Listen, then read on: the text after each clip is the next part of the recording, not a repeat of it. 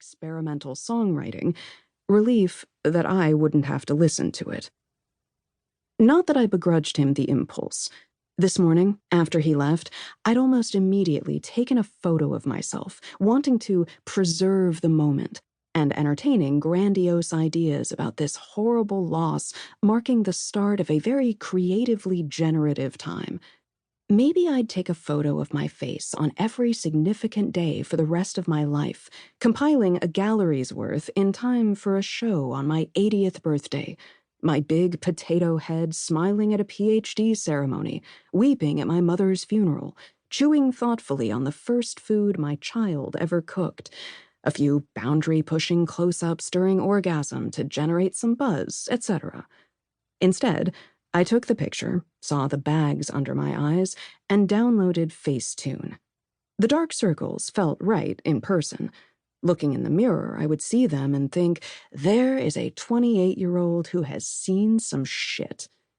But in the photo, I realized, I wanted to look hot. Having him properly out of the house was a relief. Not because things felt better or calmer without him, but because the 2 weeks between I am going to move out and I have rented a van were some of the longest and slowest of my life.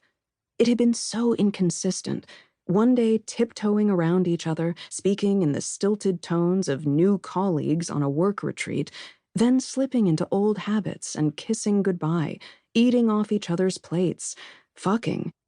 Every time we fell back into some old way of being, so easy, so familiar, I wondered if we were going to write off the whole thing as a few bad months. But one night, he came home with some boxes, and we had to decide whose records were whose and what to do about the piece of crap couch we'd bought barely a year ago. The warranty on history's worst sofa had outlasted our marriage. We swore neither of us had seen it coming.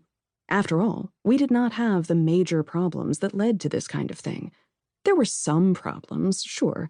In addition to the eating in bed, I had no indoor voice and did not respect his fridge organization system. He had a temper and wanted us to take up running.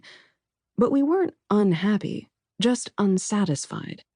Until suddenly, we were so unhappy, and we couldn't laugh, and we couldn't have sex, and we couldn't order Thai food without looking at the other person like, who are you? Staring at the stranger we'd chosen at age 19 and 19 and a half, respectively, not hating them exactly, but wondering if they died without warning, of natural causes, or in some kind of horrible accident. Not that that would be good, of course, it would be a tragedy. But if it did happen, if maybe life would be easier. The words slipped out of my mouth one night at dinner. Is this working? Neither of us had an answer, which seemed an answer itself. It had been working, or appeared to be working, for almost a decade. John and I fell in love at university, his cheerful nihilism a surprising compliment to my chronic overthinking. We'd been friends first, important, everyone says, and even had exciting, slutty freshman years before realizing sometime in the first semester of sophomore year that not only did we get along great, we were also deliriously horny for each other. We attached ourselves at the mouths and genitals and didn't unlatch until graduation. We liked enough of the same things and made each other laugh. And our arguments were only as dramatic as the arguments of all our other 20-something friends. We took modest vacations and met each other's parents. Eventually, we moved in together. We'd been dating the right amount of time, and neither of us could afford to live alone. We painted part of a wall with chalkboard paint. There were poorly judged birthday gifts and petty jealousies and one or two mild betrayals, but mostly there was comfort and an easy understanding. After 6 years of date nights and pet ownership and learning how to make a carbonara, there was simply nothing else to do. John said, "What do you think, Maggie?" And I said, "Yeah, okay."